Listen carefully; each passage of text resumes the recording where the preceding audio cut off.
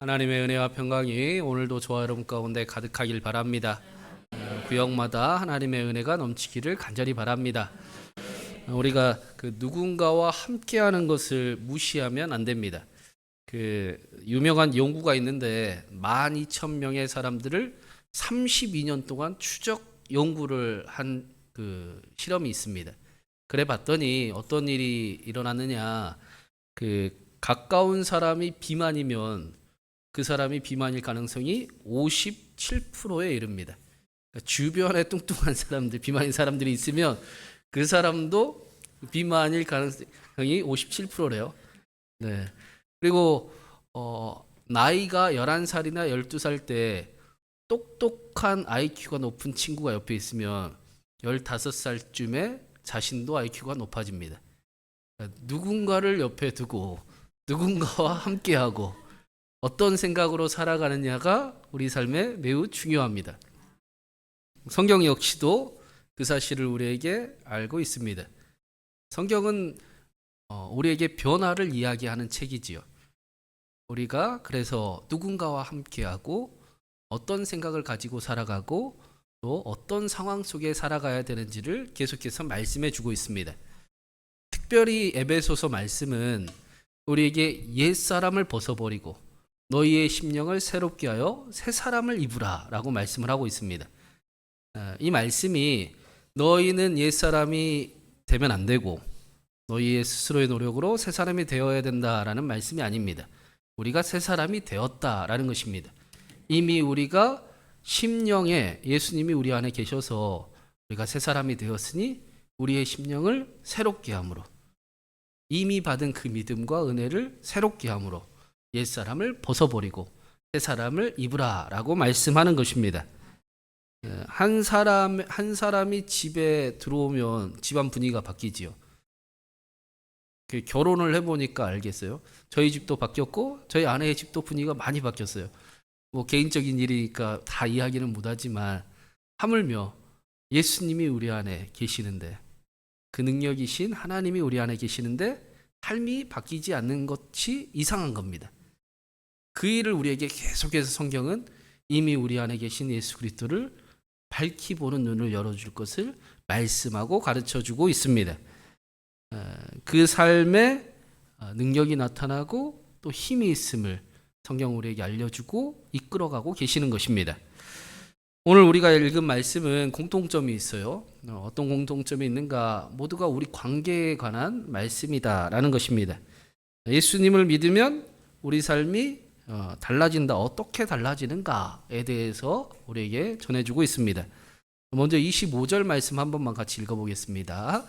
그런즉 거짓을 버리고 각각 그 이웃과 더불어 참된 것을 말하라. 이는 우리가 서로 지체가 됨이라. 새 사람이 된 그리스도인의 첫 번째 변화는 뭐냐? 거짓을 버리는 겁니다.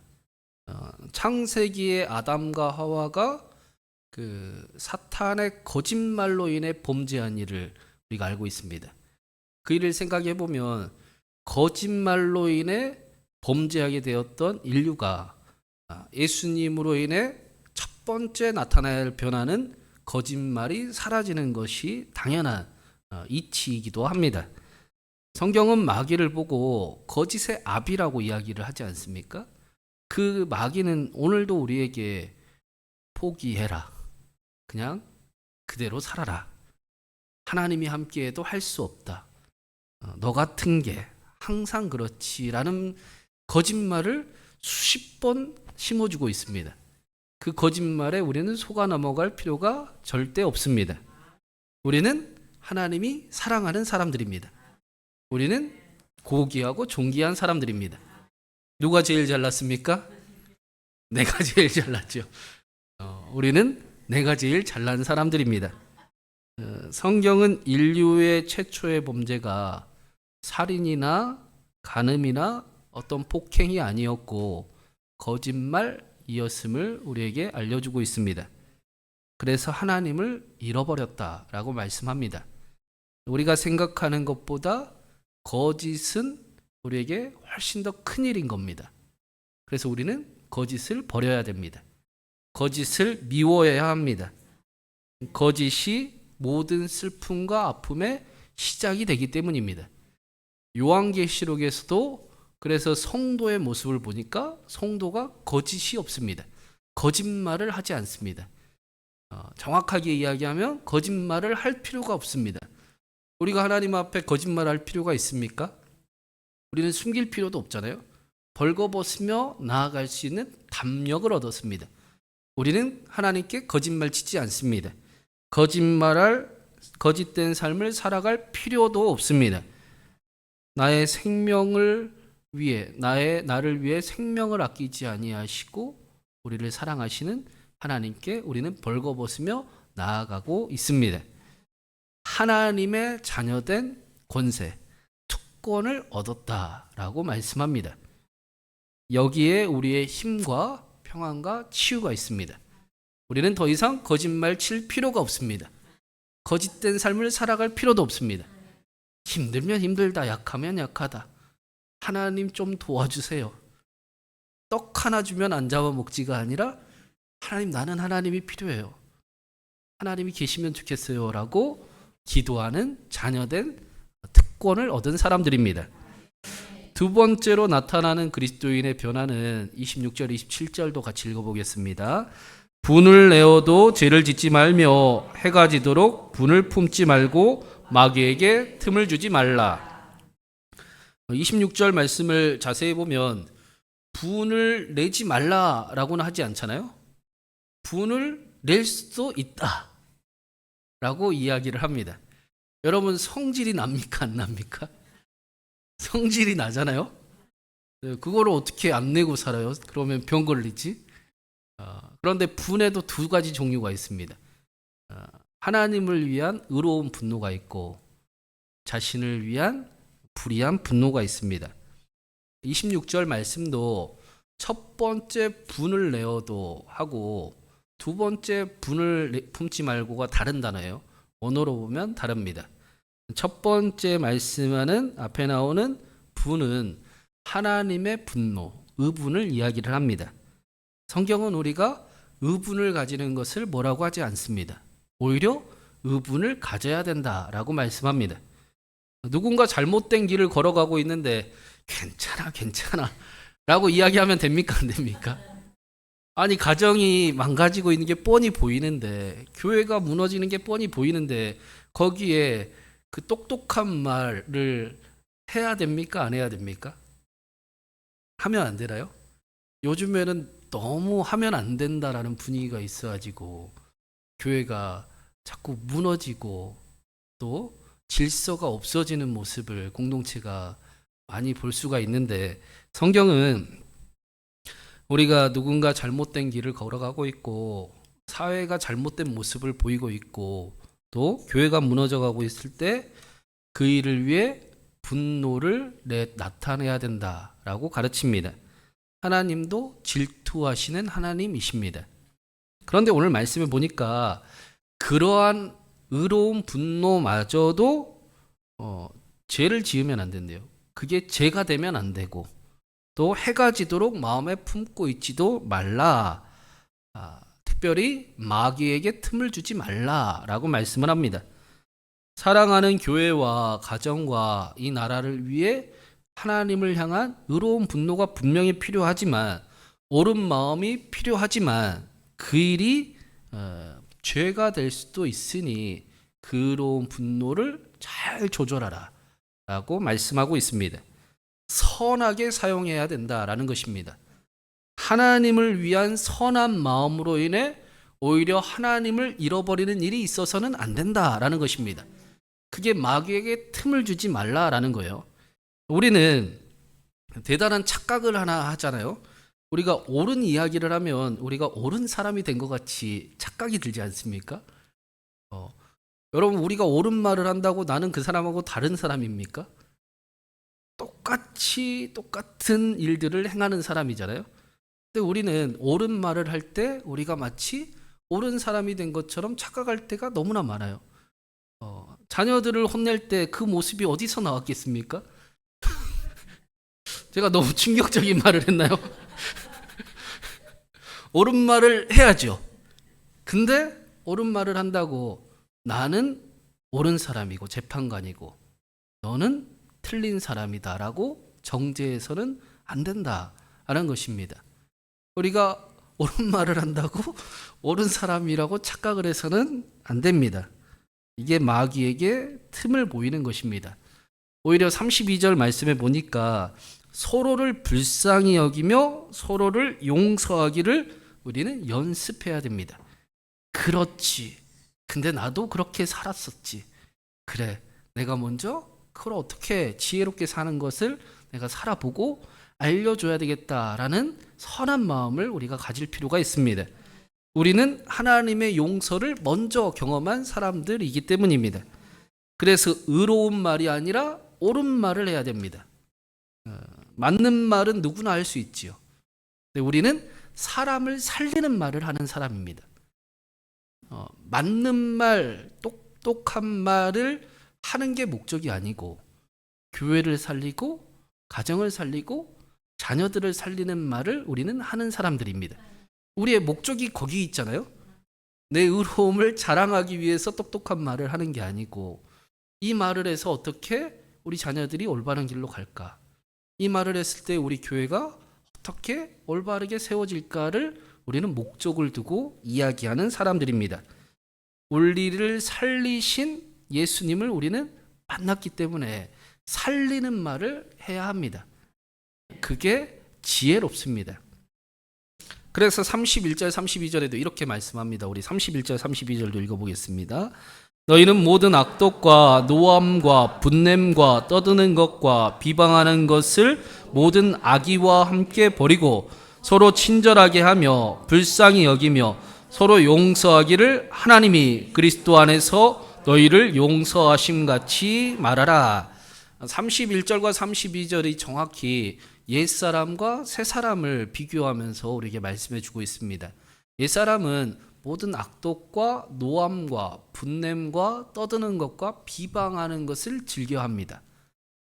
그러나 우리는 그 일들을 이제 버렸습니다. 우리는 선한 말, 살리는 말을 기뻐하는 사람들입니다. 우리는 비록 안 그럴 때도 있지요. 그러나 우리는 그곳을 방향으로 두고 말하는 사람들입니다. 그래서 새 사람은 뭐 어떻게 말을 하느냐? 친절합니다. 불쌍히 여깁니다. 용서하기를 우리가 용서받은 것 같이 말합니다. 우리가 아이들이 감기에 걸리면 뽀뽀부터 하잖아요. 저도 우리 애들이 감기 걸리면 뽀뽀부터 하는데 그 이유가 뭡니까? 의학적이진 않지만 옮기면 나을까봐 우리 아이가 빨리 낫기를, 내가 대신 아플게, 나한테 빨리 옮기고 그리고 너는 빨리 나아라, 나는 아파도 된다. 그래서 뽀뽀하지 않습니까? 이 마음이 하나님께서 우리에게 예수님을 통해 알려주신 마음입니다.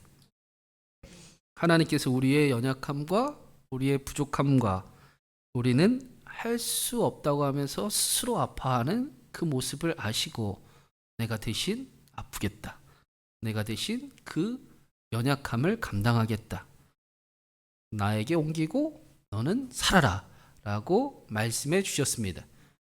떡 하나 주면 안 잡아먹지라고 우리는 말하는데 내가 떡이다, 그래 나 먹고 너 살아라 라고 우리에게 오늘도 말씀하십니다. 그 일이 십자가 사건이었습니다. 그래서 오늘 말씀은 우리에게 중요한 명령을 하나 해주고 있습니다. 무슨 명령을 하느냐? 우리 마지막으로 30절 읽어보겠습니다. 하나님의 성령을 근심하게 하지 말라. 그 안에서 너희가 구원의 날까지 인치심을 받았느니라. 하나님께서 분을 품고 근심하기 쉬운 우리들에게 하나님의 성령을 근심하게 하지 말아라 라고 말씀하십니다. 우리는 너무나 그 분을 품기가, 그 스스로 상처를 품고 살아가기가 쉬운데 때로는 내가 죽어도 내가 용서하나 봐라, 내가 절대로 내가 죽을지언정 나 죽고 너 죽자 라고 다짐과 멋짐을 자랑할 때가 많은데 아니요. 하나님은 하나님의 성령을 근심하게 하지 말라라고 말씀을 합니다. 성령을 근심하지 말라라는 말이 하나님이 무언가를 맡기셨을 때 거절하지 말라라는 뜻이 아니지요. 성령을 근심하지 말라라는 말씀은 성령은 우리에게 예수 그리스도를 알게 하십니다. 하나님이 저와 여러분을 얼마나 끈질기게 사랑하는지, 저와 여러분이 얼마나 죄인 중에 괴수인데도 사랑하고 용서하시는지, 저와 여러분은 얼마나 말도 안 되고 열심히 사랑하시는지, 저와 여러분을 얼마나 고집스럽게 위하고 계시는지, 그 하나님이 천지를 만드신 하나님이시고 능력의 하나님이신데 우리 안에 그분이 지금 계시다라는 사실을 성령은 알게 하십니다. 그런데 그 사실을 마치 모르는 사람처럼, 잃어버린 사람처럼 고귀하고 존귀한 자가 그 자그만 화 때문에, 나를 아프게 하는 화 때문에 내가 죽어도 내가 죽고 너도 죽이겠다라는 그 삶을 살아가지 말아라, 그런 선택을 하지 말아라 라는 것입니다. 우리는 고귀하고 존귀한 자들, 하나님의 영광스러운 자들이기 때문입니다. 내가 제일 잘났잖아요. 내가 제일 귀하잖아요. 그렇죠? 그딴 일 때문에 우리의 삶을 포기할 필요가 전혀 없습니다. 그딴 일은 하나님께 맡겨야 됩니다. 원수는 하나님이 갚아주십니다. 나 죽고 너 죽자라는 그런 심각한 결단은 할 필요가 전혀 없습니다. 거짓과 분노로 우리가 얼마나 아프고 힘들는지 아시는 하나님께서, 그래서 우리에게 하나님을 아는 삶, 성령을 근심하지 않는 삶을 살아가라 라고 명령하시는 것입니다. 우리가 하나님의 사랑을 정말로 믿을 수 있을 때 우리에게 거짓이 사라지기 때문입니다. 우리가 나의 의로움이 아니라 하나님의 의로움, 하나님을 위하는 마음, 하나님 나라를 발견할 때 우리에게 의로운 분노를 조절할 수 있기 때문입니다. 하나님 때문에 사는 거잖아요. 하나님 위에서 사는 거지 않습니까? 그렇죠? 처음부터 다시 해야 되네.